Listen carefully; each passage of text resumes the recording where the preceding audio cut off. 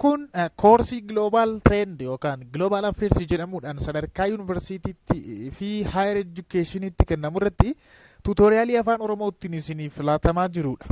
Tuutoriyaalii keenya egaa chapter 4dha kan laalaa turre. Chapter 4 globalizationii fi regionalismii toopikiiwwan jedhan gurguddoodha laalaa kan turre jechuudha. Globalizationii paartii darbeen xumurree jirra, paartiiwwan darbaniin xumurree jirra. Amma toopikii guddaa isaa hafe regionalismiidha jechuudha kan laallu egaa. Nagaanaaf jirtu mini nagaa sin gaafachuu hin daganne maatii miidiyaa dirree barnootaa iddoo jirtanitti kutaawwan biyyaa jirtan keessatti nagaan keessanaa baay'atu. Tuutoriyaalii faanaan kan isin wajjin ture obboleessa keessan olii adda baratichadha yuunivarsiitii Finfinneetti School of Law irraa. Hamma dhumaatti akkana faana taatan isin affeeraa kallattumaan gara tuutoriyaalii keenyaatti jechuudha kan darbinu. Afur tuqaa jaha paartii jaffaarradha kan jirru. Defining regionalism and regional integration jechuudha jalatti kan laallu subtopikii kanadha jechuudha. Regionalismii maal akka ta'e ni ilaalla. Achumaan immoo regional integration yookaan regionidhaan walitti hidhamuu interconnect gochuun maal jechuu akka ta'e ilaalla. San dura garuu regionii jechuun maal jechuudha naannoo jechuun. Naannoo jechuun gaagaa kontekstii adda addaatiin laaluun barbaachisaadha. As keessatti kan fayyadamnu political wordidha malee ordinary wordii mini. By the way koorsii makana keessatti jechuun vocabulary baay'een isaanii vocabulary baay'ee jajjaboo kan ta'anii fi siyaasa keessatti kan itti gargaaramnudha malee saayinsii siyaasaa keessatti kan itti gargaaramnudha malee vocabulary ordinary miti. Akkasitti hubachuu qabdu. Regionii jechuunis gaa biyyoonni regionalismii jechuunis gaa biyyoonni yemmuu biyyoonni naannoo tokko jiran kan walitti aananis ta'e iddoo adda addaati walitti dhufanii sirna uumanidha jechuudha. Regionalismiin isa laalla jechuudha. Amma regionii irraa kaana san dura garuu regionalismiitti ce'uun dura. Region can be defined as limited number of states linked together by geographical relationship and by degree of mutual interdependence. Region jechuun biyyoonni lakkoofsaan murtaa'oo ta'an walitti dhufanii maaliin linkiin yookaan hidhanni isaanii kun maaliin ta'uu danda'a? Geographical relationship hariiroo geograafiitiin yookaan argamaatiin ta'uu danda'a. And by degree of mutual interdependence yookaan akkasuma immoo mutual interdependence walitti hidhamiinsa waloo yoo qabaatan jechuudha yookaan interestii waloo yoo qabaatan akkasittiin walitti dhufanii regionii uumuu jechuudha. Kan region jechuun kanadha jechuudha. Biyyoonni lakkoofsaan muraasa yookaan daanga'oo ta'an limited ta'an walitti dhufanii maaliif beektu addunyaan hundi yoo walitti dhufe sun globalizationii ta'a. Yoo xiqqaate egaa biyyoonni lakkoofsaan muraasa ta'an ta'uu qaba, daanga'aa ta'uu qaba jechuudha. Biyyoota hunda ta'uu hin qabu, biyyoota addunyaa hunda ta'uu hin qabu. Regionii jedhamuudhaaf jechuudha. Regionalismiin maa jechuudha egaa intensification of political and or economic process of cooperation among states and other actors in particular geographical regions jechuudha. Regionalism jechuun intensification of political and economic process of cooperation among states. Karaa siyaasaas ta'e karaa diinagdee walitti hidhamiinsi cooperationiin yookaan cooperationiin tokkummaan biyyootaa jechuudha yemmuu intensify ta'u yemmuu guddatu jechuudha. Walitti hidhamiinsa kanatu gaa regionalismii jedhama jechuudha. Biyyoota qofa ta'uu dhiisuu danda'a. And other actoroonni biraas jiru multinational warri ta'an corporationii jechuudha ni jiru isaanis. NGO'n adda addaa jiraachuu danda'u. Particular geographic regions geographical region yookaan naannoo geograafii beekamaa tokkotti adda ba'e wayiitti jechuudha. Which can be developed either regionalismiin ammoo kan inni develop ta'u yookaan dagaaguu danda'u from below jalaa ta'uu danda'a. Jalaa dagaaguu danda'a gubbaadhaas from above ta'uu danda'a. From above. From below jechuun from the decision by companies to invest and by people to move within region. From below jechuun jalaa ol jechuudha. Jalaa ol yommuu jennu gaa namootaan yookaan namoota jiraattotaan jechuudha. Fi kaampaanii mootummaarraa gadi yommuu gad dhufu ammoo from above jennaan jechuudha. Jalaa oli kaampaaniiwwan invest gochuu barbaadan yookaan uummata reejinii sana keessa jiraataniin ta'uu danda'a. From below yommuu jennu jalaa ol jechuudha. Hin beektuni dippiloomaasii keessatti gaafa laallu public dippiloomaasii kan jennu. Dippiloomaasii uummataa. Uummanni biyyoota adda addaa akkasumatti dippiloomaasii yommuu uuman leader to leader dippiloomaasii gosa adda addaa jira jennu. Amma gaa from below yommuu jennu uummanni naannoo tokko jiraatan akkasuma kaampaaniiwwan decisionii yookaan murtoo isaan fudhatanirraa ka'ee reejinii yookaan reejinaalizimii uumamuudha jechuudha. Akka kanatti reejinaalizimiin uumamuu ni danda'a. Karaan lammaffaan from above jechuudha. That means from political state based siyaasaan jechuudha. State based effort jechuudha. Dhamaatii biyyaatiin dhamaatii mootummaatiin jechuudha. To create cohesive regional unities and common policies for them or from both approachii lamaan irraas ta'uu danda'a. From above jechuun gaa akkuma isiniin jedhe mootummaarraa gadi kan diriiru yoo ta'e jechuudha. Dhamaatii mootummaatiin achi gadi kan diriiru yoo ta'e akka sanattis reejinaalizimiin uumamuu danda'a jechuudha. Yookaan approachii lamaaniinu. That means from above fi from below walitti dabalama yookaan walitti makama approachii lamaaniitiinis regionalismiin uumamuu danda'a. Regionalism represents the sustained cooperation. Regionalismiin maal bakka bu'a? Sustained cooperation. Walitti hidhamiinsa yookaan tokkummaa guddataa dabalaa deemuudha. Cooperationiin yookaan hariiroon kun tokkummaan kun ammoo formaal ta'uu danda'a yookaan informaal ta'uu danda'a.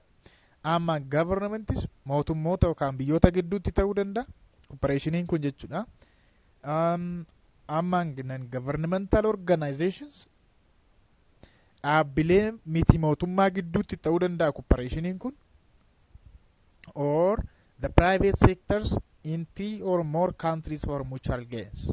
Private seektaroota dhuunfaa ta'uu danda'a jechuudha. Cooperationiin kun seektaroota dhuunfaa gidduutti ta'uu danda'a. Among 3 or more countries for mutual gains. Faayidaa waloo biyyoota sadii fi isaa oliitiif jechuudha. Faayidaa waloo biyyoota yookaan qaamolee kanniin gidduutti faayidaa walootiif cooperationiin uumamuudha. Regions can categorized into two based on its context. Region jechuudha kontekstii yookaan galumsa akkaataa galumsaatiin iddoo lamatti qooduu ni dandeenya. Iddoo lama gurguddaatti qooduu ni dandeenya. Social kontekstiidha tokko. Karaa biraa maal jechuudha? Regionii kontekstii lamaan ilaaluu ni dandeenya jechuudha. Social kontekstiidhaan regionii jechuun maal jechuudha? Unit means nation and the region is the set of adjacent nations jechuudha. Unitiin as keessatti unity yookaan takka jechuudha. Singiliin nationiidha. Sabadha jechuudha. Sabadha. Social contextiidhaan yommuu ilaallu regionii jechuun unity akka sabaatti fudhanneetu regionii ammoo akka adjacent nations. Saboota walitti aananiidha. Set of adjacent nations jechuun saboota naannoo tokko walitti aananii jiraatan jechuudha. Biyyuma tokko keessatti jechuudha. Saboonni miniree kan jiraatan. Kanaaf akka kanatti social contextiidhaan regionii ibsuu ni dandeenya jechuudha. Galumsa hawaasummaa yookaan social contextiidhaan. Lammaffaa political contextiidhaan galumsa siyaasaatiin moo regionii unitiin biyya taate jechuudha. Ammasitti immoo unity is identified with state and the region means a spatially coherent territory composed of 2 or more states jechuudha. Asitti ammoo political contextidhaan yemmuu fudhan unit jechuun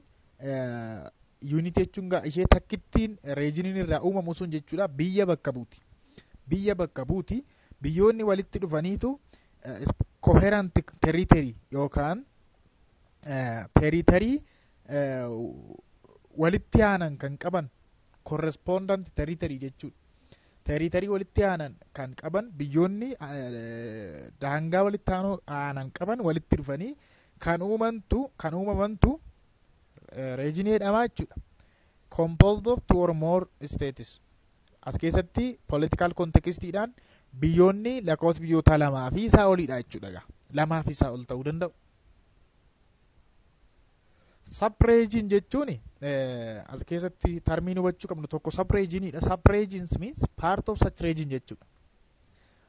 Paartii regionii sanaadha. Fakkeenyaaf IGAD yoo fudhattan biyyoonni miseensa IGAD ta'an jiru biyyoota lamaaf lakkoofsi isaanii fakkeenyaaf yoo 10 ta'e fakkeenyaaf asiniin jedha exactly lakkoofsi isaanii meeqa akka ta'e beekamu yeroo kanattanii 10 yoo ta'e biyyoonni lama achi keessaa sub-regionii jedhamu. Biyyoonni sadi sub-regionii jedhamu hamma 9tti jechuudha. Whether it involves more than one state or some transnational composition while macro region immoo kan jennu jira. Egaan sub-regioniin kun involve more than one state or some transnational composition yookaan makama akkasii qabaachuu danda'a. Stateewwan tokko ol akkuma isin jedhe tokko lama hamma 9 kan jiran achi keessaa kan citan. Macro regioniin ammoo refers to the sub-unit level within the boundaries of state. Boundary ma state sanaa keessatti yookaan daangama biyya sanaa keessatti sub-unitidha jechuudha. Sub-unit jechuun unitiin biyya minii amma stateidha jenneerra. Kanaaf fakkeenyaaf biyyi Itoophiyaan state yoo taate Oromiyaan sub-unitidha jechuudha. Sub-unit yookaan macro regionidha jechuudha. Oromiyaan micro regionidha. Oromiyaan Itoophiyaa akka stateetti yoo fudhanne Itoophiyaa akka unitiitti yoo fudhanne jechuudha. Spatial or territorial concept is the essence of regionalism. Kuni amala regionalismiti. Territorial yookaan spatial kan jennuun jechuudha. Territory daangaa yookaan faca'insa spatial kan jennuun jechuudha.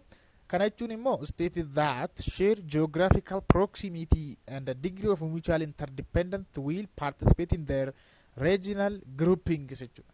Kana jechuun biyyoonni geographically proximity walii qaban yookaan walitti dhiyaatan share geographical proximity walitti dhiyeenya kan qooddatan yookaan walitti kan dhiyaatan degree of mutual interdependence walitti hidhamiinsa yoo qabaatan jechuun walirratti hirkachuu mutual interdependence jechuun walirratti faayidaa waloof walirratti hirkachuu jechuudha.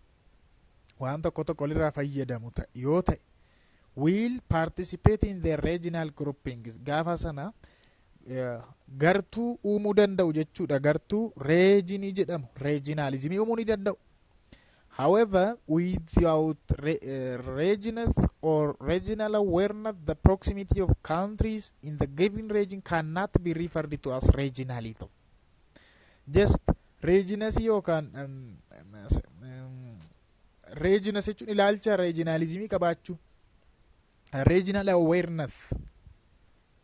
The proximity qofti gahaa miti jechuudha fi ammas keessatti walitti dhiyaachuu qofti gahaa miti. Yoo regional awareness hubannoo regionalismii yoo hin qabaanne ta'e walitti dhiyaachuu qofti gahaa miti. Barbaachisummaa regionalismii yoo hin hubanne ta'e yookaan mutual gainii yoo hin jiru ta'e walitti dhiyaachuu qofti gahaa miti jechuudha. Gahaa miti. Regionalismii isin jedhamu.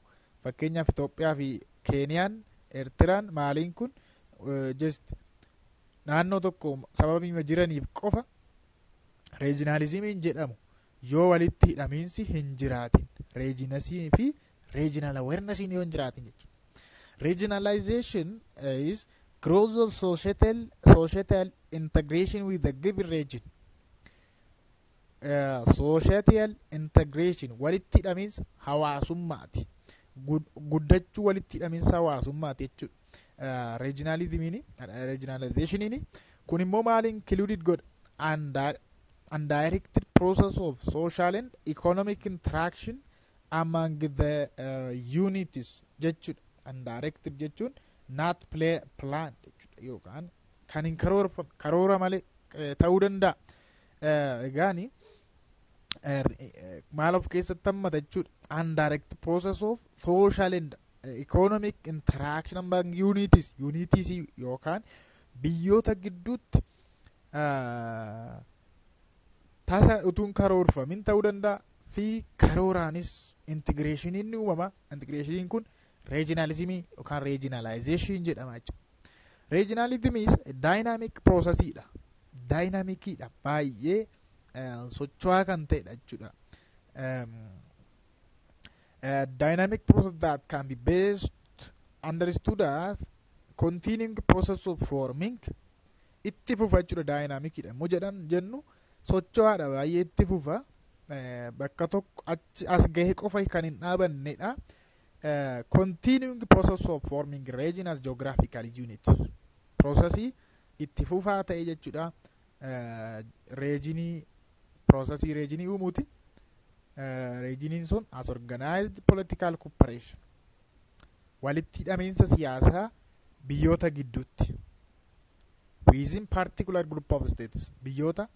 Gartuu biyyoota gidduutti uumamuudha jechuudha. Or as regional communities such as pluralist security communities. Pluralist security community jechuun saayinsii siyaasaa keessatti theoryidha baay'ee. Pluralist security community theory jedhama. Theoryin kun maal jedha? Waraanni biyya tokko keessatti nagaan karaa waraanaa bu'uu hin danda'u yookaan rakkoon karaa waraanaa furamuu hin danda'u. Proactive measures kan jennuun waraana dursinee rakkoo sana furu waraanatti utuu hin seenin rakkoo sana bu'uurarraa furu proactive measures. Proactive measuresidha kan isaan claim godhan pluralist security community theory jechuudha. Kanaaf waraanni hin gorfamu rakkoo tokko furuudhaaf. Kanaafuu nagaan cooperationiin walitti dhufuun tokko ta'uun baay'ee barbaachisaa akka ta'edha kan isaan gorsan jechuudha. Well, regionalism can also refer to the proneness of the governments and people of two or more states to establish voluntary associations and to pull together resource material and non-material in order to create common function and institutional arrangement. Regionalism akkamitti ibsuu dandeenya ammas walitti dhiyeenya proneness of government and the people mootummaa fi namootaa ta'e two or more state mootummaa gaafa jennu yookaan biyyoota gaafa jennu biyyoota lamaaf isaa oli voluntary association to establish voluntary association fedhii irratti hundaa'e uumuudhaaf and to pull together resource yookaan qabeenya qaban bakka tokkotti fidanii ittiin hojjechuuf. Resourcein immoo materiaalii ta'uu danda'a. Non material jechuunis kan sammuu beekumsa fa'aa ta'uu danda'a. Resourcein egaa kanneen walitti fidanii ittiin hojjechuudhaaf in order to create common functional and institutional arrangements maal uumuuf functionally waloo kan ta'ee fi jaarmiyaa adda addaa arrange gochuuf qindeessuuf jechuudha. In some walumaatti regionalism can be best described as process occurring in given geographical region by which different types of states types of actoroonni taphattoonni regionalism uumuu keessatti biyya ta'uu danda'u, state ta'uu danda'u, regional institution ta'uu danda'u, jaarmiyaalota naannoo ta'uu danda'u, social organization hawaasummaa dhaabbilee hawaasummaa adda addaa ta'uu danda'u, and other non-state actors akkasuma taphattoonni kan biraallee jiru jechuudha. Biyyaan ala warri ta'an claim to share certain fundamental values and norms. Walitti dhufanii warri kun fundamental values and norms yemmuu share godhan sonaawwan fi safuu adda addaa normii adda addaa yemmuu waliin share godhan jechuudha. Kun regionalism jennee gabaabsuu hin dandeenya. These actors also participate in growing network. Actoroonni kunniin maal keessatti hirmaachuu danda'u? Akkasuma growing network of economic networkii yookaan walitti hidhamiinsa dinagdee keessatti, aadaa keessatti, dippiloomaasii fi siyaasa keessatti akkasuma militarii akkasuma waraana keessatti illee jechuudha hirmaachuu danda'u actoroonni yookaan taphattoonni kunniin. Well, amma old regionalism fi new regionalism ilaaluutti jirra jechuudha. Itti aansine old regionalism jechuun regionalismiin egaa boca lamadha kan inni qabu. Tokko oldidha, inni lammaffaan newdha jechuudha. Old regionalism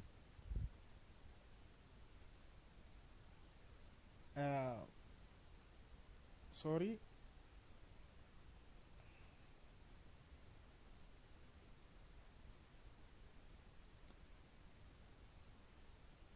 for many scholars, regionalism as a voluntary and a comprehensive process is predominantly post-World War II phenomena. Scholarota baay'eedhaaf yookaan beektota baay'eedhaaf regionalismiin maalidha?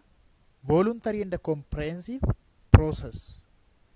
Adeemsa fedhii irratti hundaa'e fi comprehensive jechuun covering broadly jechuun baay'ee kan hammatu jechuudha. Adeemsa fedhii irratti hundaa'ee fi hunda hammataa kan ta'e vocabulary ergachoo hunda hammataa kan ta'ee predominantly post world war second world war phenomenon taate yookaan phenomena ta'ii waraana addunyaa lammaffaa booda uumamedha. Predominantly jechuudha. Waraana addunyaa lammaffaa booda regionalismiin baay'ee beekamaa akka ta'edha jechuudha. Addunyaa dominate godhee akka ture. Waraana addunyaa lammaffaa booda. Regional integration in Europe and beyond. Awurooppaa fi sanarra immoo darbee beyond Europe. Regionalismii maal akka fakkaatu ilaalla. Regional integration yookaan regioniidhaan walitti hidhamuun jechuudha. All the regionalism has its roots in the devastating experience of interwar nationalism and world war second jechuudha. All the regionalism kan inni wal qabatu ruutiin yookaan maddi isaa eessaadha yoo jettan devastating experience of interwar period. Interwar jechuun yeroo waraanaa sana jechuudha. Waraana addunyaa sanaa devastating experience yookaan muuxannoo baay'ee devastating yookaan barbadeessaa kan ta'e jiru. Waraanni yeroo san addunyaa baay'ee barbadeesse keessumaa Yuurooppii. Kanaaf muuxannoo achirraa argamedha jechuudha. Old regionalismiin jechuudha. Muuxannoo achirraa argameenidha kan inni uumame akka jechuuti regioniin context old regionalismiitiin. It is therefore closely linked to the discussion about kanaaf maalii wal qabata regional integration in Europe. Awurooppaa naannoodhaan gurmeessu yookaan naannoodhaan walitti hidhuu kan jedhuun wal qabata jechuudha. In particular to the formation of the European communities. San booda European community adda addaa uumaman jechuudha san hordofe. Naannoodhaan uumamuutti kan European community jechuudha. In contrast to the earliest discussion that centered on mercantilism and competing alliance, post-war scholars usually viewed the Westphalian nation state as the problem rather than the solution. Namoonni tokko tokko skolaaronni tokko tokko post-war scholars jechuun waraana addunyaa lammaffaa booda skolaaronni ka'an akka jedhanitti mercantilismii fi alliaansii para mercantilismii yookaan nationalismii jechuu keenya yookaan protectionism akkamitti ilaalu viewed the Westphalian nation state.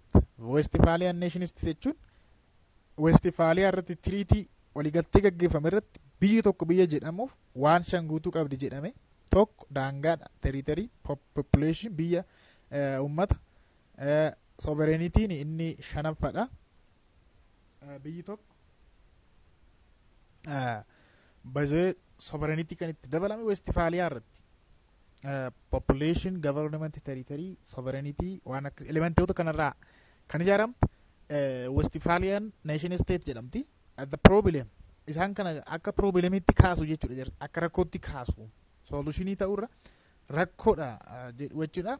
And the purpose of regional integration was to achieve and consolidate peace and stability.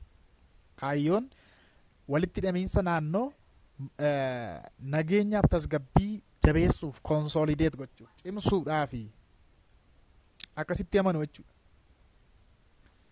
Immediately after the World War II waraana addunyaa lammaffaa booda jechuudha. There was a lot of discussion about European regionalism. European regionalism baay'ee waa'ee kanarratti marii guddaatu ture jechuudha. European regionalism yookaan Awurooppaa reejiniidhaan qindeessuu irratti. Eurooppii reejiniidhaan integrate gochuu irratti. A series of initiatives were launched. Kaka'umsi adda addaa labsamaa ture jira. Isaan keessaa fakkeenyaaf European Coal and Steel Community kan jedhamu. European Coal and Steel Community kun biyyoota jahaadha kan inni of keessaa qabu.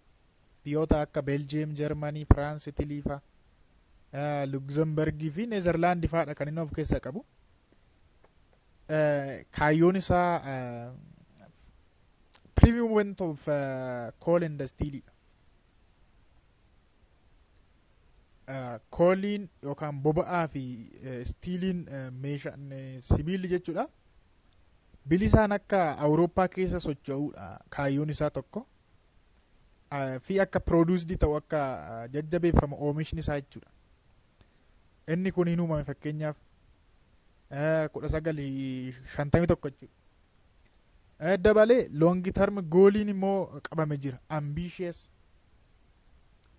was more ambitious baay'ee kan barbaachisuu fi kan hawwisiisaa ta'e jechuudha. Long termiin isaa keessuma. And in 56 immoo the European Economic Community tu uumame. Achumaan European Atomic Energy Community ni uumame. Kun hundi gaa integrating into the EC through Treaty of Rome jechuudha. Rome irratti treaty taa'ame European Community akka kanatti baay'ate jechuudha. EC yookaan European Community akka kanatti Treaty of Rome keessatti waliigaltee taa'ame irratti uumaman jechuudha. The influence of European Union goes beyond being successful experimenting regionalization and came to dominate the discourse on regionalization jechuudha. Egaan European Unioniin uumamnaan European Unionii kana akka experimentiitti yookaan akka yaaliitti fudhatameetu regionalismiin dominate godhe jechuudha. San booda hin babal'ate. Dominate the discourse on regionalization jechuudha. The discourse on regionalization. Well, the treatment of European integration as the primary case, again European Unionin akkuma siniin jedhe all regionalismii ta'eetu akka modeelittidha kan inni gargaara akka experimentii yookaan modeelitti.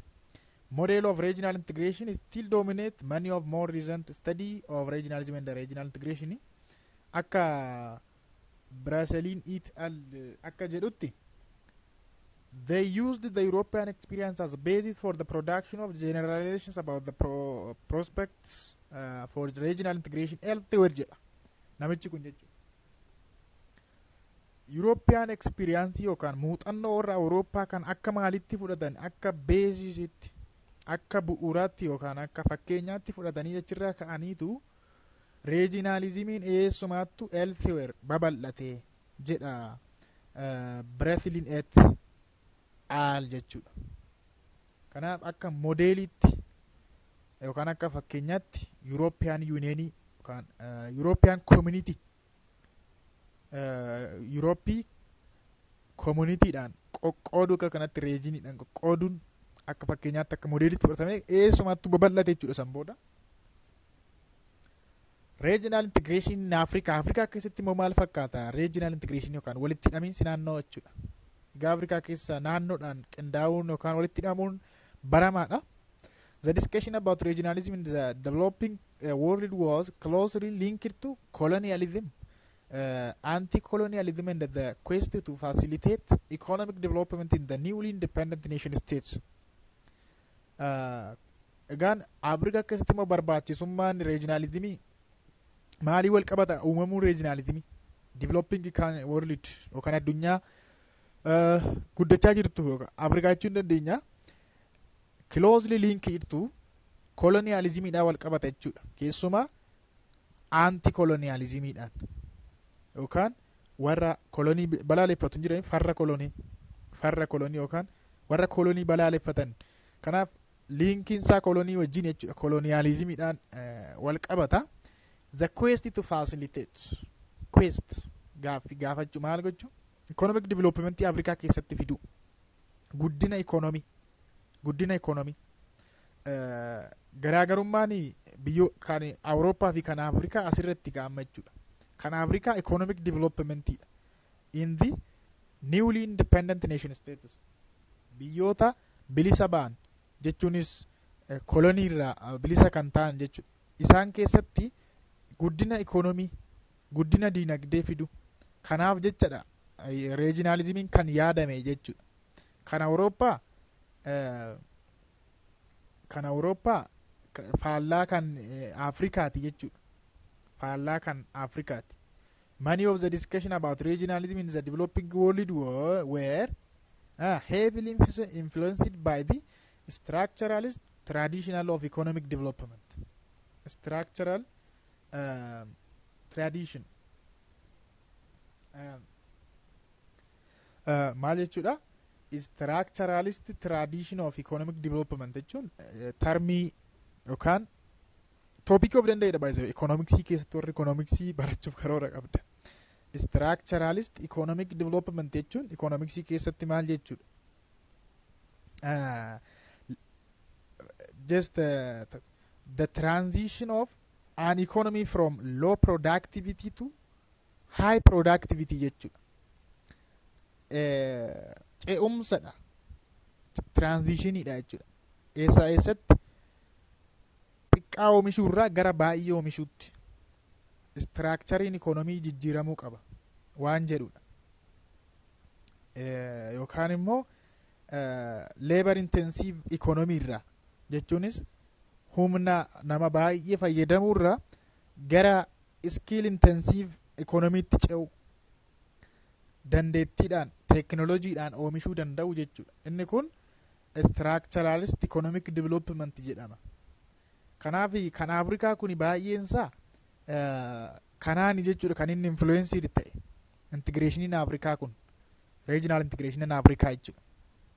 Kanaaf influenced by the structural tradition of economic development pioneered by warri kana kalaqan immoo Garner Mardaal warra jedhaman Arthur Lewis Ralph Prisbich jara kana dhagaa theory kana warri kalaqani theory kam structuralist economic development jechuudha. Kan Awurooppaatiin faallaa dhaganii siniin jedheefi contrast in sharp contrast gabaabaatti gaa'ii to the European debate which focused heavily on regional integration dha jechuudha. Kan Awurooppaa regional integration dha. The key words here were development. Kan Afrikaa immoo guddina irratti state promoted industrialization and nation building through protectionist and import substitution jechuudha. Argitanii kan Yurooppii Awurooppaa deebisanii ijaaruu maal economiidha baay'eensaa xiyyeeffannoonsaa regionalismiin kan isaan barbaachise.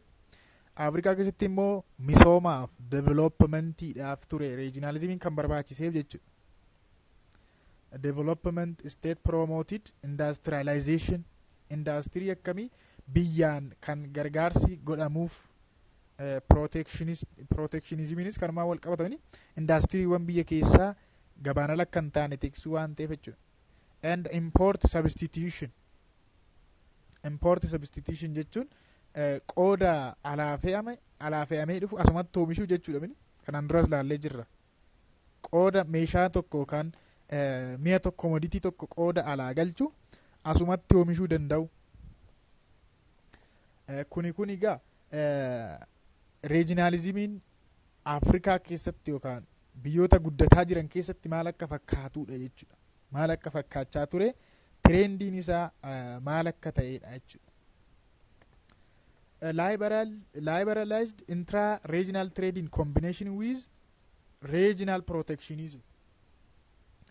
Liberal intra-regional trade jechuun regional trade daldala naannoo sanaa maal gochuun liberaalii gochuun liberalized gochuu jechuun firii akka ta'u gochuu jechuudha. Bilisaan akka daldalan biyyoonni naannoo sana jiran gochuun.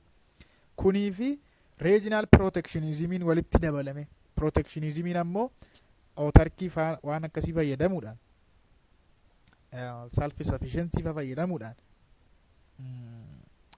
autarkii irra tun gahin just protectionismiin gara taarifaaf kootaa fa'aa irratti dabaluudhaan industiriiwwan biyya keessaa protect gochuu eeguu irratti kuni walitti dabalame seemed to offer large economy of scale and wider markets. Economy of scale ol kaase akkasuma gabaan akka bal'atu godhee which could serve as stimulus to industrialization. Industrialization akka bal'atu godhe economic growth guddinni diinagdee fi investimentii akka dabalu godhe. The underlying condition for regionalism in Europe and Africa was in Europe economic integration seen as means for peace and political unification. Underlying condition for regionalism in Europe and Africa garaagarummaa qabaa jechuudha.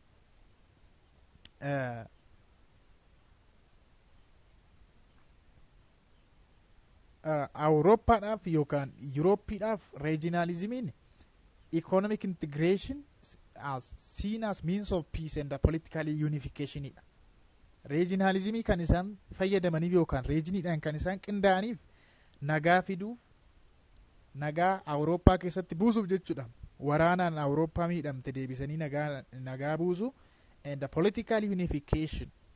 Siyaasa biyya Awurooppaa keessaa maal gochuu tokko taasisu. Unify gochuu. Kanaaf economic integrationiin meansidha jechuudha isaaniif karaadha. Awurooppaa regionalismii Awurooppaatiif jechuudha. To one of regional economic cooperation while kan biyya kan immoo ardii Afrikaa yookaan developing country immoo fudhattan structuralized theory integration is considered as means of for economic development jechuudha. Guddina diinagdeetiif kan biyyoota guddataa jiran yookaan kan Afrikaa immoo jechuudha. Garaagarummaa isaa argitaniittu mini kan Yurooppii nagaa buusuuf political unification fiduuf kan Afrikaa immoo Afrikaa keessatti guddinni diinagdee akka dhufu gochuuf. Kanaaf jechuudha regioniidhaan gurmaa'uun yookaan naannoodhaan gurmaa'uun kan isaan barbaachiseef. Theory integration is considered as means for economic development and state formation. Just biyyoonni baay'een failed ta'anii jiru hin jiranis ergasii kan uumamanidha minire kanaaf biyya uumuudha tokko jechuudha. Afrikaa keessatti biyyoonni haaraa emerged ta'an waan jiraniif. Hence regionalism in Europe and the developing world were not comparable cases jechuudha. Kanaaf Awurooppaa fi kan biyyoota guddataa jiranii regionalismiin addaddummaa hamma kanaa qaba jechuudha. Addaddummaa hamma kanaa qaba. Regional economic cooperation yookaan integrationiin inni jennu as means of for economic development guddina diinagdeetiif akka karaatti and state formation resulted state formation ijaarsi biyyaa jechuudha resulted in the creation of Latin America Free Trade Association yookaan laaftaa kan jennuun Montevideo keessatti 1960dha associationiin kun kan inni hundeeffame kana fadhalchee jechuudha kana kuni faan achirraa dhufee kan inni uumame regionalization in Latin America 1960 fi 70 keessa jechuudha did not materialized in taane jechuun materialized in taane jechuun jechuudha realityidhaan hojiitti hin seenamne jechuudha. Hojiirra noollee akka jechuutti. Sababii maaliitiif? Because of conflict in the military dictatorship. Walitti bu'insatu ture dictatorship yookaan abbaa irrummaatu ture. Abbaa irrummaatu ture military dictatorship Europe keessa jechuudha. Yet akkasuma Afrikaa keessallee yet at discourse level at least level jechuudha discourse sadarkaa gadaanaatti it was robust that impacted regionalization in Africa jechuudha robust ol kaase jechuudha regionalization in Africa yookaan naannoodhaan gurmaa'uu Afrikaa. The major ideological influence on regional cooperation and integration in Africa is embodied in the founding principle. Principaliiwwan bu'uuraa kan ta'an qajeeltawwan bu'uuraa OAU Organization of African Union booda maalitti geddarame inni kun African Union itti geddarame AU itti geddarame egaa Lagos Plan of Action kan jennuun jira as keessatti. Lagos Plan of Action jechuun economic development of Africa dha 1980 kan inni hundeeffame Afrikaan akka of dandeessuuf jedhameetu kan inni hundeeffame inni kuni Abuja Treaty illee akkasuma Abuja Treaty social economic and cultural development of Africa Afrikaa kana keessatti karaa economy diinagdees ta'e hawaas diinagdeen integrationidhaan yookaan walitti hidhamaan akka guddatuuf jedhamee treaty yookaan waliigaltee godhameedha Abuja Treaty kan jennuun kunis jechuudha. Well, the major purpose of regionalization was to resist colonial and post-colonial influence. Egaan purpose yookaan kaayyoon ijoon regionalization resist colonial sirna kolonii maal gochuuf mormuuf Afrikaa keessatti jechuudha egaa and post-colonial influence erguma immoo biyyoonni Afrikaa kun kolonii jalaa bilisa ba'an jechuunis post-colonial period ergasiiyyuu influence adda addaatu ture Awurooppaanonni salphaatti gadhiisanii hin baane waan ta'eef jechuudha. Protectionism and realizing import substitution. Protectionism yookaan indaastriiwwan biyya keessaa gabaan ala akka hin taane eeguu balaarraa eeguu fi import substitution jechuunis meeshaan tokko commoditiin tokko sarvisiin tokko alaa galchuurra asuma biyya keessatti akka uumamu gochuu. Import substitution jechuun replacing foreign imports with domestic production jechuudha. Asumatti oomishuu akka jechuuti. Isaan kana dhugoomsuuf yookaan galmaan ga'uuf realize gochuudhaaf jechadha jechuudha. Afrikaa keessatti keessuma. Among the various state-led regional organization, state-led jechuun egaa from above jechuudha gadi. Biyyatu regionalization akka uumamuuf sababa ta'a asitti from above kan jenne sanadha. Approach sanadha. Regional organization in Africa where egaan isaan kunniin fakkeenyadha jechuudha. CFA Community of French Africa jechuudha. East African Community and the Southern African Community Union. Darbees ammoo the Southern African Development Coordination Conference inni kun predecessor SADC jechuun just Southern African Development Community jechuudha. Booda maalitti geddarame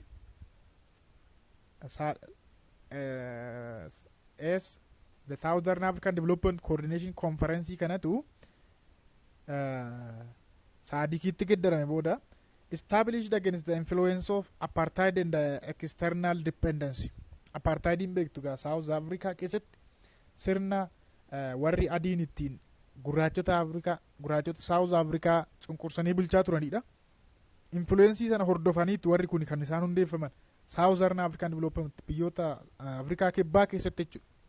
External dependency jechuunis immoo egaa harkattummaa biyya alaarraa bilisa ta'uuf jechadha. Warri kun kan hundeeffaman jechuudha. New regionalism old regionalism irraa gara new regionalism itti dhufnee jirra. The prospect of fall of the Berlin Wall kan jennuun dallaadha dhugaa masaa dallaa ijaarame. Berliin wooliin kun Jarman keessatti jechuudha. Jarman keessatti dallaa protective ta'e kan ijaaramedha. Berliin wooliin egaa Jarmaniidhaan kan inni Democratic Republic German kan jedhamu paartiin Jarman jechuudha. Yeroo Cold War sana keessa yookaan waraana ololaa sana keessa dallaa ijaaramedha inni kun to prevent warra Jarmanii warra just injiramanti warri gara East Germany warri gaan isa kana bal'inaan mul'altan East Germany warri jiran jiru yeroo sana isaan suni gara Soviet Union akka hin deemne dallaa ijaaramedha.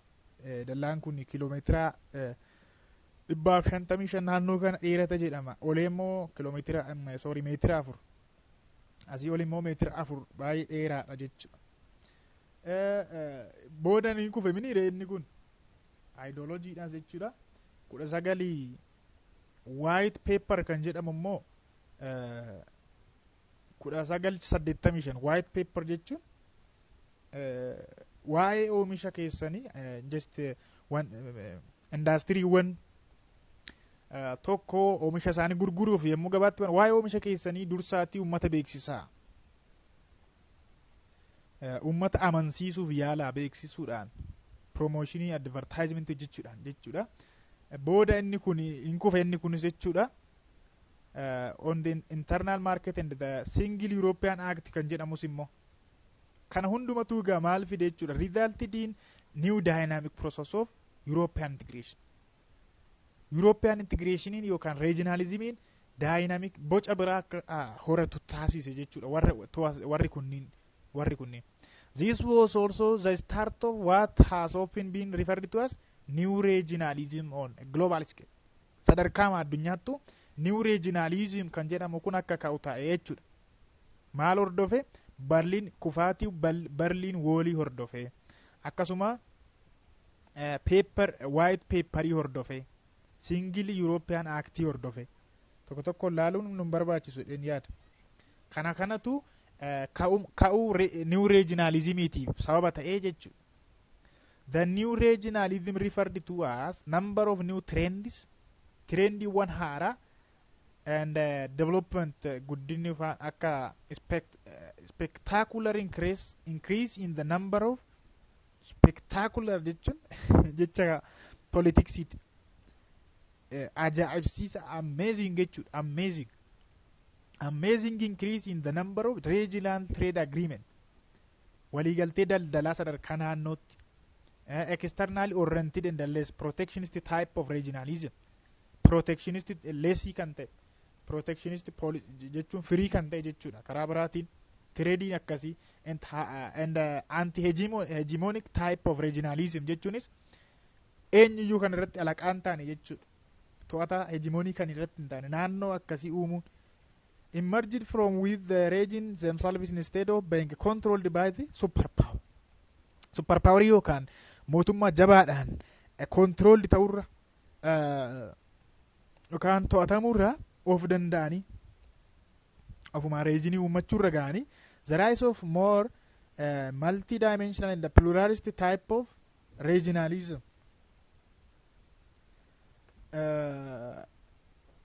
Which was not primarily centered around the trading system or security cooperation and with more varied institutions design and the increasing importance of range of business and the civil society actors in the regionalization. Kun hundinuu egaa ulfaataadha bakka tokkotti keewwata hamma kanaa jecha tokkoon ibsuu danda'uuni walumaa gala yaadni isaa maalidha?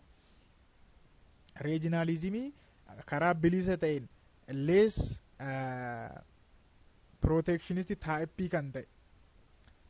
Less protectionist type kan ta'e jechuunis regionalismii namni kamuu bilisaan keessatti daldalachuu danda'u. Daldala bilisaa hammate hundeeffatan jechuudha. Kuni amala new regionalismiiti. Regionalismii haaraa amala regionalismii haaraati kuni.